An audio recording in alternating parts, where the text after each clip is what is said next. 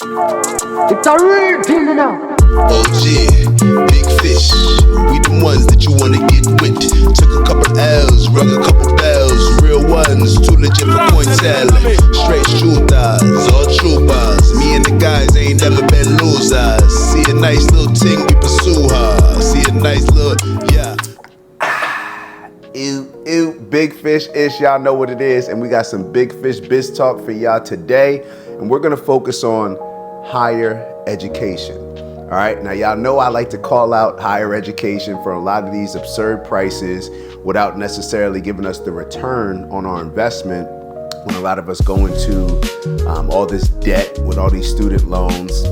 Fortunately, played football, was able to earn a scholarship, but a lot of my friends owed hundreds of thousands of dollars, so that's something that I'm always focusing on. And when it comes to businesses, something that a lot of people are interested in, first and foremost, I went to the Mason School of Business at the College of William & Mary. Excellent business program. I owe them a lot and still have an amazing relationship with them. Now, when it comes to business school and learning business lessons that are going to be applicable to the real world, I'm thinking back and thinking where I got my greatest business lessons in business schools and what molded me to put myself in a position to have an opportunity to be as successful as possible in my new sport, which is business. So as I think back to my entrepreneurial journey, when it started, where it is now, and also think back even from a corporate business structure, the lessons that I learned there, what prepared me the most to be successful in business? It was sports.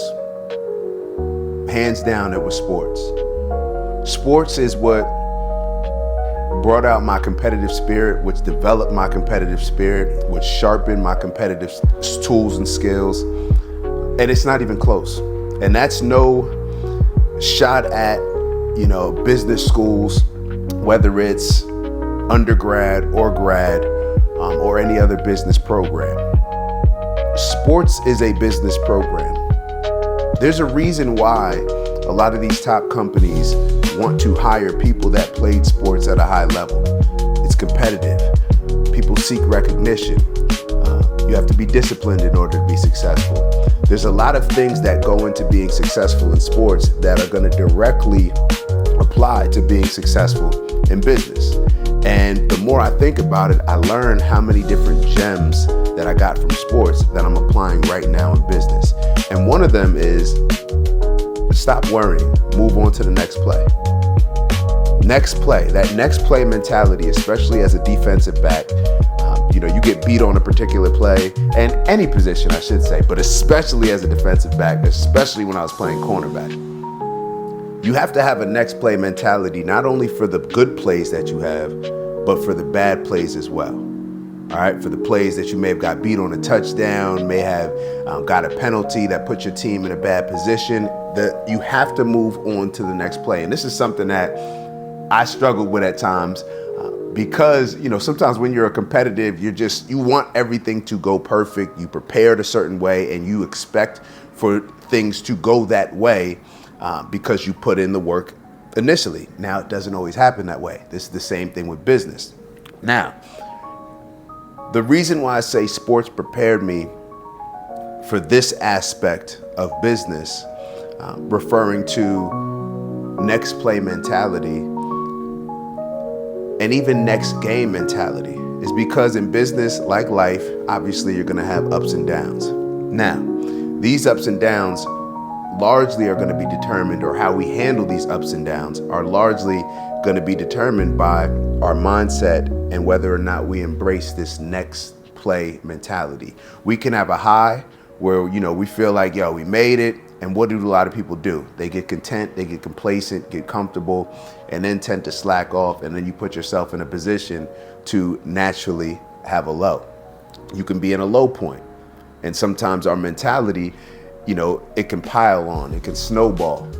It can create more and more problems. Now you start to develop these negative thoughts in your mind. And now that one bad play turned into a bad series. Now you got a bad attitude. Now you're impacting the rest of your team in a significantly greater negative way than it was by just that one play.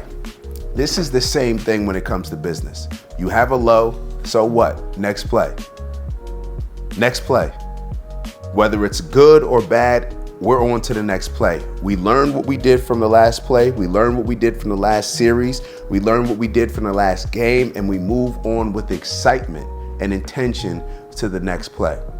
All right, so when we're thinking about business, especially for a lot of our young kids, it doesn't matter if you think that your kid is going to be the next LeBron James, or if they may not even touch the field. It's important, in my opinion, for kids to play as many different sports, as much of their time as possible. They can be playing sports and competing. That is a competitive environment where there's going to be people watching, where there's going to be a lot on the line, where everybody's going to be talking about it in school the next day, the next week. That's what comes along with business, and that's what helps shapes our character in a lot of different ways that we may not see when we're in it, how impactful it's going to be later on for us in life. And parents may not see that as well.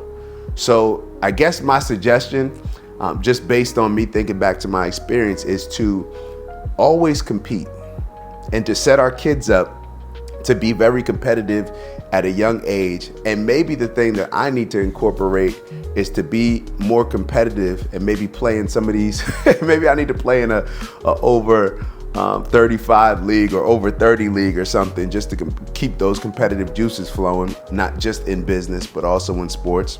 I think it also impacts, we're gonna go a little bit to a different direction, but I think it also obviously helps with our physical health, but our overall wellness, including our mental health as well. But just focus on the business aspect.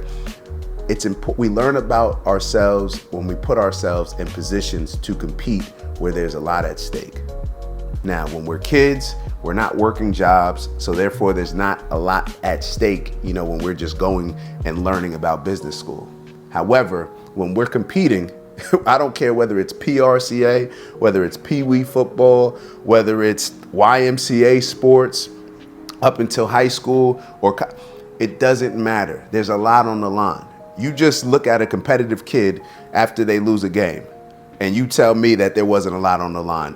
And you look at a competitive kid who wins a game, who wins that PRCA championship, that summer camp championship. There's a lot on the line. There's a lot of excitement that comes with it. And when there's a lot on the line, that's when we learn our most valuable lessons.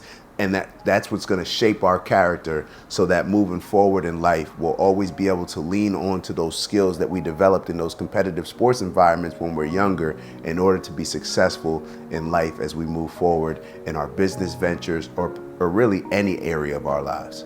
So just wanted to share that with y'all. Sorry to be long-winded, but I thought it was important. The best business skills are going to be developed in the most competitive environments. And growing up, a lot of times our most competitive environments are on the sports field.